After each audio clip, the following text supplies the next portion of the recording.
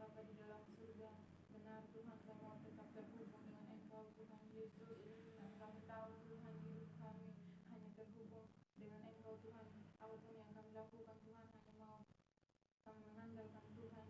Kami tidak mau Tuhan Yesus apapun yang kami lakukan kami mengandalkan kekuatan kami sendiri Tuhan Yesus. Mari Tuhan Engkau urapi, Engkau jamah setiap kami Tuhan Yesus. Biar benar Tuhan Yesus kami tetap terhubung dengan Engkau Tuhan Yesus. Apapun yang kami lakukan kami tetap mengandalkan Engkau Tuhan Yesus. Bapa di dalam surga, urapi setiap kami Tuhan Yesus. Jika sebentar Tuhan kami akan merenungkan setiap kebenaran firman Tuhan. Mari Tuhan Engkau urapi, Engkau berkati biar benar Tuhan firman-Mu yang kami baca Tuhan Yesus. Kami tidak hanya mendengarkan, kami tidak hanya membaca, merenungkan Tuhan, tapi benar Tuhan Kau mampu melakukannya dalam kehidupan kami setiap hari Tuhan Yesus. Dan benar Tuhan Yesus kami lebih dekat dengan Engkau Tuhan Yesus. Kami lebih mengenal Engkau secara pribadi Tuhan Yesus. Terima kasih Bapa, pakai hidup kami Tuhan Yesus. Yang pernah sia-siakan masa muda kami Tuhan Yesus. Genggam terus tangan kami Tuhan. Terima kasih Bapa, terima kasih Tuhan. Di dalam nama Tuhan Yesus kami serahkan semuanya di dalam tangan pengasihan. Haleluya. Sama kita katakan amin. Oke, mana itu? Saya. Oke, kita baca ya.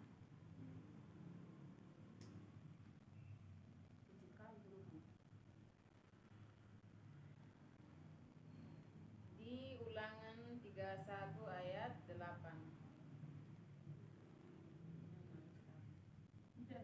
Ulangan 31 ayat 8.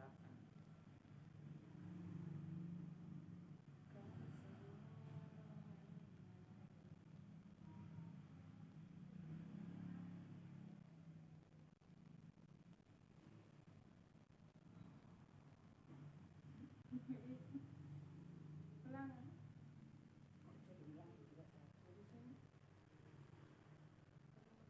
Udah nyampe kok.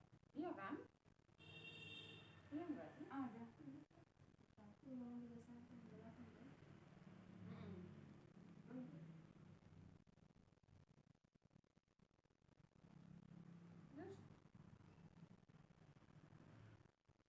kok sampai di utama?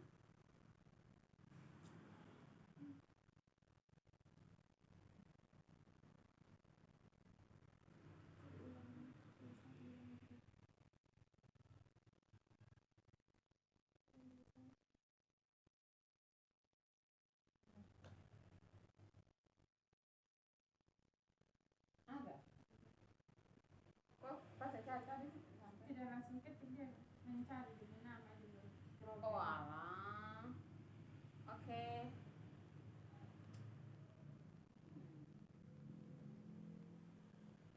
Oke, kita baca ya. Ulangan 31 ayat 8. Sebab Tuhan Dia sendiri akan berjalan di depanmu, Dia sendiri akan menyertai engkau, Dia tidak akan membiarkan engkau dan tidak akan meninggalkan engkau. Janganlah takut dan janganlah patah hati. Oke. Itu ya, seperti apa namanya? Yang kita sudah baca, padang gurun kehidupan. Padang gurun kehidupan. Oke. Apa sih padang gurun kehidupan? Setiap kita pasti kayak maksudnya pernah dengar, tapi padang gurun adalah tempat di mana gersang, kondisi yang menggambarkan ya pokoknya itu di kondisi yang kurang sesuai dengan zona hati manusia kayak begitu. Kenapa? Iya, seperti itulah gersang kayak gitu ya. Sudah bilang padang gurun kehidupan. Wow. Ada pahit manisnya, pokoknya lah campur. Oke ya, kita baca itu di apa namanya? Penjelasannya. Setiap kita pasti pernah mengalami padang gurun kehidupan. Padang gurun kehidupan setiap kiasan merujuk pada masa-masa sulit. Oke, itu ya. Penuh tantangan dan kekeringan rohani dalam hidup seseorang. Ini adalah masa ketika seseorang merasa terasing, putus asa, atau kehilangan arah, seperti berada di tengah padang pasir yang tandus dan sunyi. Bisa juga ditandai dengan perasaan kesepian, ketidakpastian, kecemasan, dan kelelahan mental dan emosional. Itulah yang padang gurun. Makanya dibilang padang gurun ya. Tapi dalam kondisi seperti itu kita bisa merasakan kasih Tuhan justru lebih nyata dalam hidup kita. Kasih Tuhan lah yang paling mudah kita lihat dan buktikan saat berada di padang gurun adalah kita masih terpelihara dengan tidak kita masih terpelihara dengan baik sampai sekarang ini. Saat kita berada dalam kondisi tidak ada seorang pun yang mengerti dan mempedulikan kita, maka kesendirian itu membuat beban permasalahan terasa semakin berat. Namun sesungguhnya kita memiliki Bapa di sorga yang senantiasa peduli akan hidup kita dan Dia tidak meninggalkan kita serta senantiasa menyertai kita.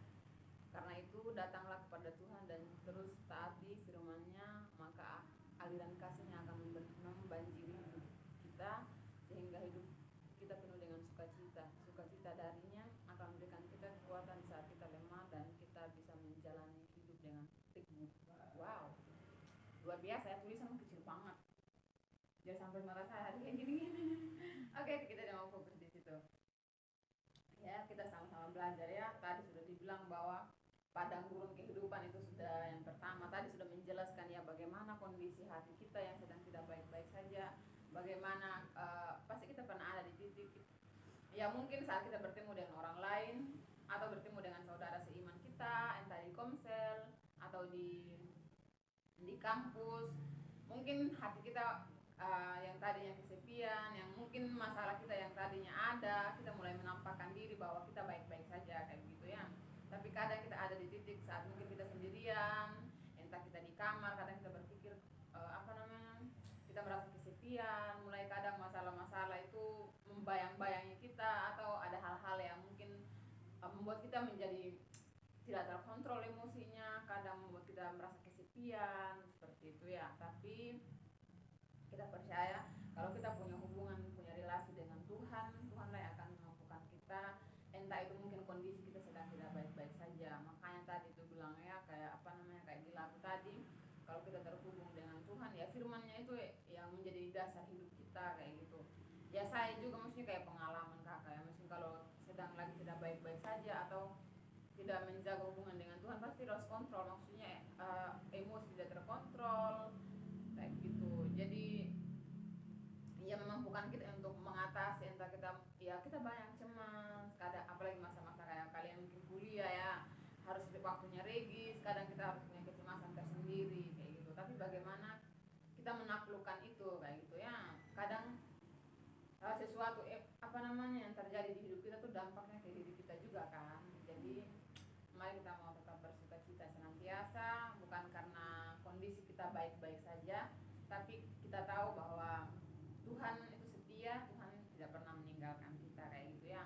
Dalam segala kondisi dan keadaannya kita, Tuhan ada. Sekalipun mungkin dalam hari-hari hidupnya kita tidak setia, ada banyak hal yang mungkin kita lakukan yang menyakiti hati Tuhan, tapi satu yang terus kita tanamkan dalam hati kita bahwa apapun kondisi kita, bagaimanapun keberadaan kita, Tuhan tetap setia kayak gitu ya. Ya oke lah, mungkin di masa-masa muda, apalagi kalian boleh dibilang masih muda sekali, masih dalam perkuliahan ya, gunakan kesempatan itu dengan jauh lebih baik. Yang harus dilakukan ya lakukan kayak gitu ya.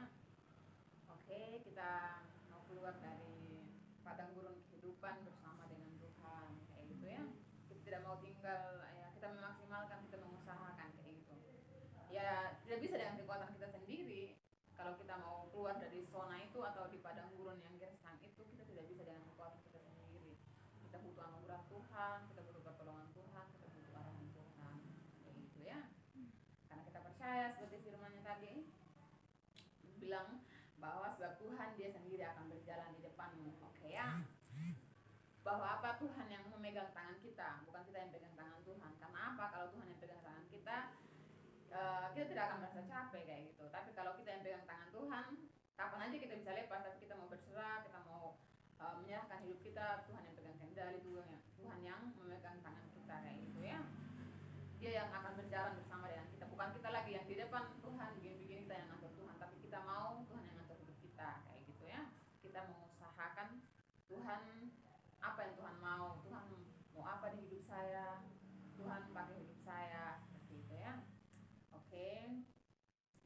Dia sendiri akan menyertai engkau, dia tidak akan membiarkan engkau dan tidak akan meninggalkan engkau.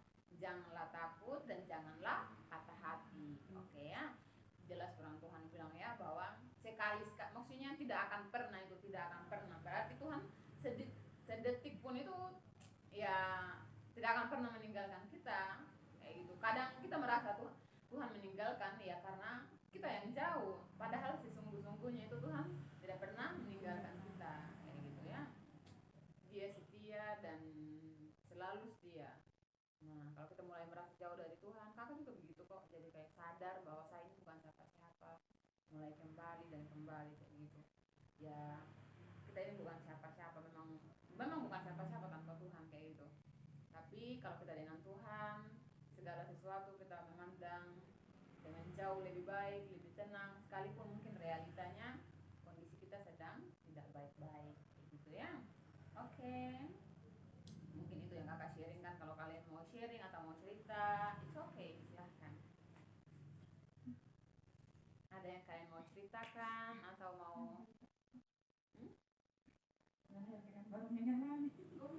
apa itu? Oh iya ya, oke ya. Itu benar-benar kakak paham banget sih. Kalau mungkin kak di kondisi itu kakak entahlah ya, lost control, mungkin sudah emosi, sudah kata-katain itu orang. Tapi bersyukur dengan usaha. Oke, tidak ada. Ya, semangat adik Helga, puji Tuhannya uangnya tidak dibawa kabur. Oke, melewati tahap-tahap emosi. Iya benar-benar. Iya benar sih, kakak paham itu. Kadang itulah ya, apa namanya, pernah dengan kata-kata bilang begini, kalau kita tidak mengalami sakit, bagaimana kita mau menyaksikan kepada orang lain bahwa Tuhan mampu menyembuhkan kita kayak gitu. Bagaimana kita bisa, kadang kan segala, ya percaya ya bahwa segala sesuatu yang terjadi di hidup kita itu supaya itu menjadikan pengalaman dan kita bisa share ke orang kayak gitu ya. Jadi bukan tanpa Tuhan punya maksud kayak gitu. Ya mungkin hari ini kalau adik Helga mengalami itu, ya Tuhan apa namanya, secara tidak langsung bagaimana sih maksudnya di kondisi itu adik mengontrol emosi. Ya kalau bagaimana maksudnya orang yang melakukan itu kita tetap mengasihi kayak gitu.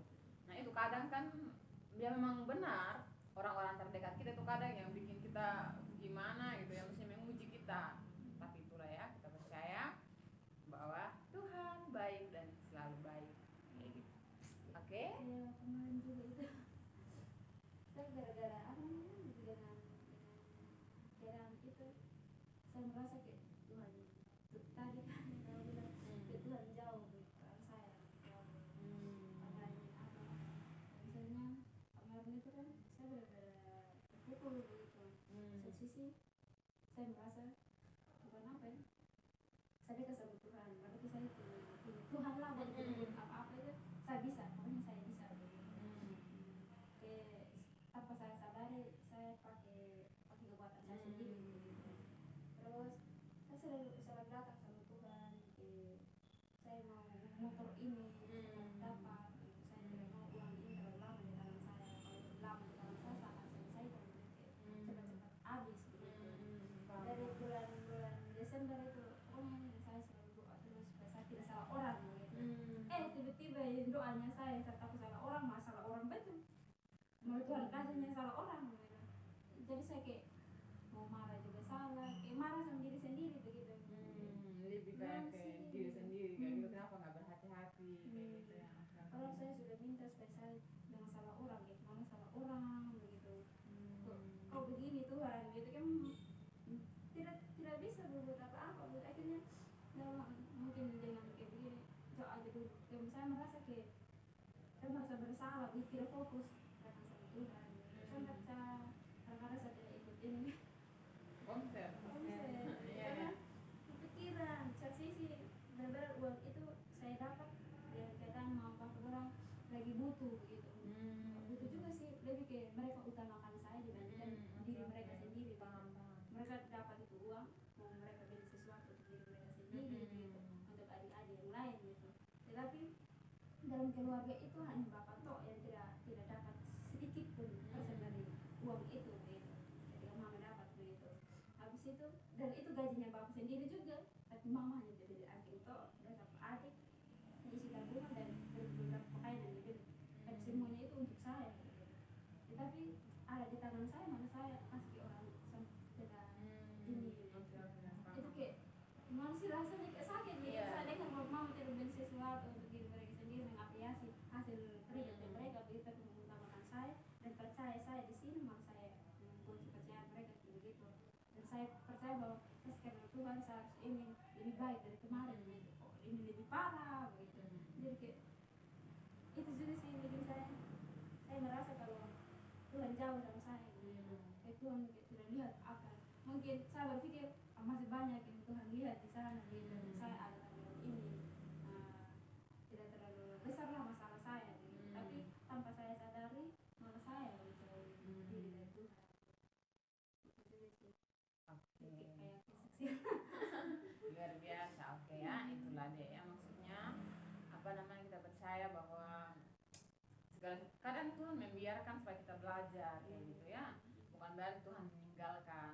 Jadi kayak mungkin Adi Helga di masa-masa itu supaya apa namanya, berserah penuh sama Tuhan kayak gitu. Maksudnya kadang kan ya bahasa apanya, identiknya kita memang mengikut dia, memikul salib kayak gitu ya. Memikul salib itu apa sih ya, berarti dihadapkan hal-hal yang tidak mudah. Bukan berarti ketika kita ada di kondisi itu ya Tuhan meninggalkan, membiarkan, oh sudahlah kamu bisa menyelesaikan, no.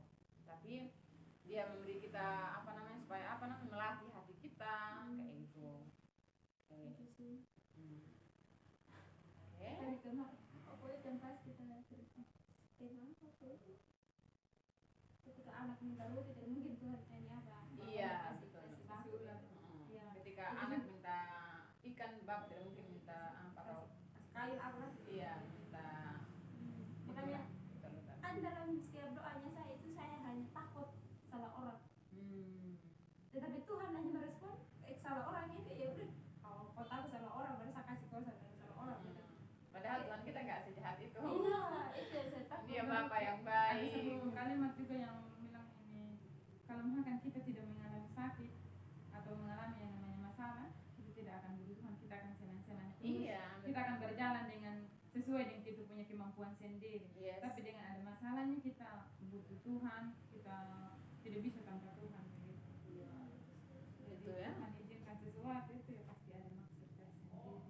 Itulah tadi. Mungkin Tuhan juga sudah rindu kita untuk datang sama Dia. Jadi lewat masalah ini jadi kita butuh Tuhan, kita datang sama Tuhan. Kadang kan manusia, kadang kita kayak gitu. Kalau kita hidup kita sedang baik-baik saja, woi, kita have fun. Kita tidak Menikmati yang menikmati dunia dengan sudah. apa yang kita punya.